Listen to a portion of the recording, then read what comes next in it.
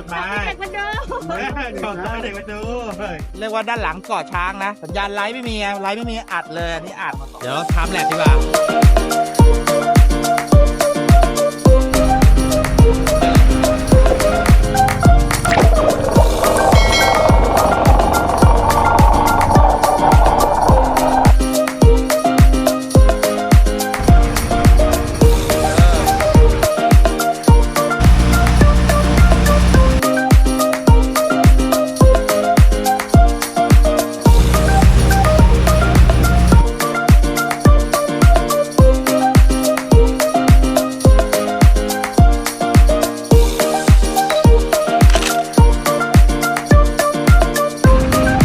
ขยับเรือมาตกน้ำลึกแล้ว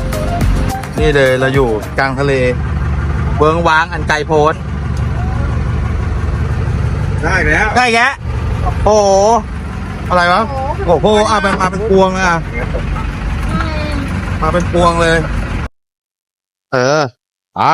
มาเป็นพวงไหนติดปลาอะไร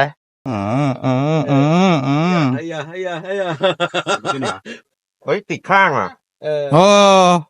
สวัสดีครับอันนี้เขาเรียกว่าตัวอะไรฮะกระสากปลากระสากนะเกี่ยวข้างขี้โกงเรียกขี้โกงเอาเกี่ยวข้างขี้โกงใช่ไหมน่ะไม่ได้ติดอะไรนะติดเสื้อดูดิไม่ได้ติดปลานะติดเสื้อตรงไหนมันคือปลาอ๋อเป็นเม็ดเป็นขบวนเลยเว้ยทำไมมันตามมาอยู่มาเป็นขบวนเลยเว้ยได้อย่างงี้สิวะสวยงามเนี่ยโดนยังได้แล้วเป็นมือหน่อยเว้ยแข้งไก่ด้วยแข้งไก่ด้วยอะไรแข้งไก่อะตรงนี้มันที่ผายเลยโอ้โหก็มีดิ้นหลุดกันบ้างอันนี้เยอะแล้วตัวเล็กตัวน้อยโอ้สุดยอดแล้วเพื่อนบอกมีซ้ายไหนเพื่อนบอกมีซ้ายมีซ้ายมีซ้ายด้วยเฮ้ยร้องเป็นกบเลยมันร้องเป็นกบเลยอะแต่อันนี้ปลาอะไรคะแข้งไก่เหมือนกันอ๋อมันร้องเป็นไก่กูเห็นแล้วนี่ไงเมื่อกี้ดูนี่ไงมันร้องเป็นไก่อ่ะกุ๊กดูดิใช่ไหมมันร้องเป็นไก่ใช่ไหมมันเลยชื่อแข้งไก่ป่ะฮะตรงด้า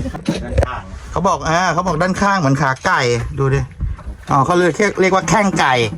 แข้งก็คือขานะแข้งไก่หรือว่ามันร้องเหมือนไก่เมื่อกี้บอก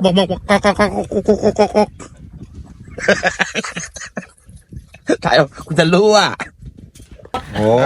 เป็นอย่างเงี้ยทุกตัวครบลายไว้ครบลายเลยครบเลย1 2 3 4 5 6 7โอ้โหยัดปลายสุดปลาอะไรอ่ะปลาเก๋าอยากได้มานานเลยเกี่ยวหัวเกี่ยวท้ายเลยนี่มาเอาแก้วกูที่กินดิบได้ไหมครับผมเนี่ยกูได้ครับว่ะเก่าเยอะเว้ยเก่าแป๊บนึงมา4 เก่าเลยได้กันรัวๆเลยเว้ยเขาเรียกว่าอะไรครับตัวนี้เก๋าตุ๊กแกเฮ้ยสามกันว่ะรัดอะไรมาน่ะครีมระวังนะพี่ระวังอะไรฮะระวังฟันมันคมมากระวังฟันมันคมเนี่ยเห็นฟันแล้วเห็นแล้วฟันมันคมมากเจ็บเลยมั้ยอย่างเงี้ยเวอร์นะพี่เวอร์เลยเหรอก็ใส่พี่อิงอิสนาวตอนนี้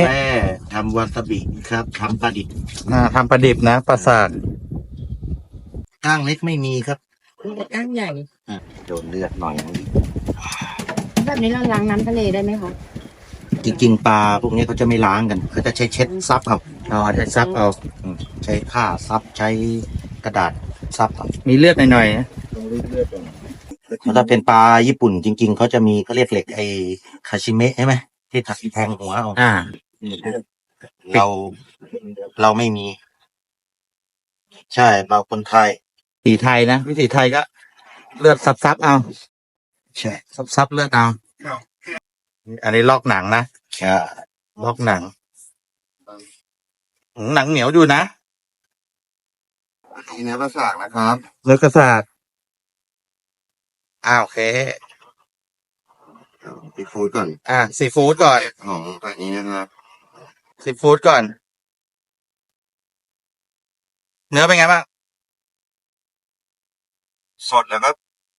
มัน ลองดูพี่กับซีฟู้ดมันเท่ากัน ลองดูแล้วพี่จะบอกว่าไอ้นี่ หลายๆคนมากิน ไม่ข่าวนะ อันนี้เป็น หลายๆคนมากินบางคนบอกไม่กินปลาด้วยซ้ำแต่ลองกินดูแล้วก็เรียบร้อยหมด อันนี้เป็นวาซาบินะ ตัวเนื้อเปล่าๆอ่ะ ปลาดิบไม่เป็นอ่ะ ก็ลองดูพี่ แซลมอนก็ยังกินไม่เป็น ไม่มีความคาวเลย ไม่มีความพาเลยนะ ลองดูลองดู จัดไป อันนี้นะ ไม่เคยกินเลย ไม่เคยกิน ลองดูได้ว่ากินได้เปล่า ไม่มีเลย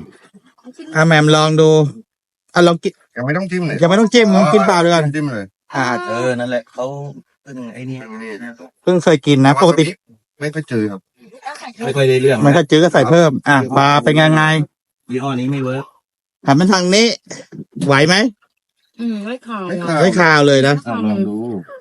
ไม่ขาว เป็นไงประสบการณ์กินปลาสดๆครั้งแรกบนเรือ นั่นถ้า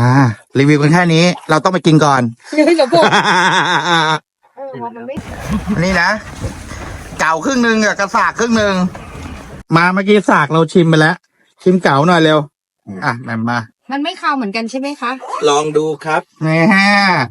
นี่เก่า วาซาบิจิจาดก่อน ปกติแบบเป็นคนที่ไม่กินปลาดิบเลยนะ ก็ตึงค่ะกลัว ไม่กินเลยเพราะว่ากลัวข่าวเนี่ย อันนี้เนื้อมันจะแบบขึ้นแบบ ขึ้นวาซาบิอะ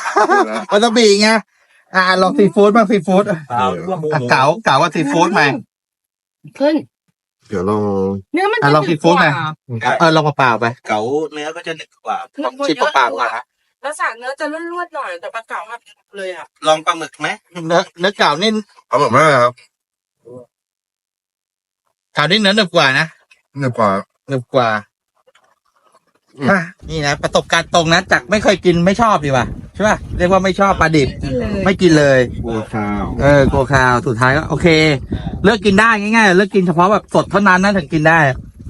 เลือกเลยเลือก ทำแตังโมแล้วสวยจ้ะ ฝีมือ ไส้กงล้างมือแล้วเพิ่งเห็นนะเขาทำเป็นที่จับเว้ยกูได้เดียวว่ะ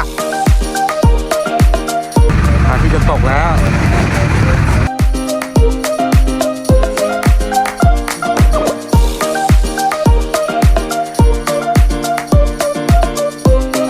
วิวตรงข้ามโฮมสเตย์ที่เราอยู่นะฮะแน่ผลประกอบการวันนี้ไม่เป็นไรมันเลื่อน สวัสดีครับที่นี่ชื่อว่าเขานอกโฮมสเตย์นะครับบ้านพักเกาะช้างนะฮะอยู่เกาะช้างนะเกาะเรียกว่าเกาะช้างใต้เนาะหรือว่าเกาะช้างเลี้ยวขวานะครับอยู่ปากอ่าวบ้านบางเบ้านะครับถ้าขับรถมาคือมาบ้านบางเบ้าแต่จะแยกเข้ามาปากอ่าวนะก็คือที่นี่คือเขานอกโฮมสเตย์นะครับนะฮะช่องทางติดต่อก็นะ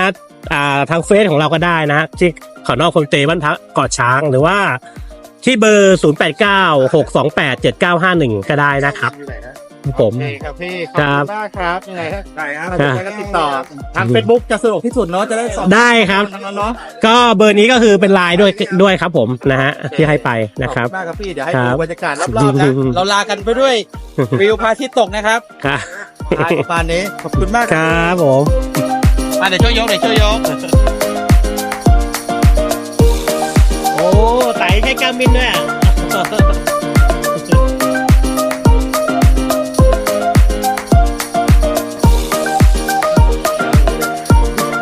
อันนี้ก็เป็นเรือของที่พักนะหลังนี้เลยกำลังจะเข้า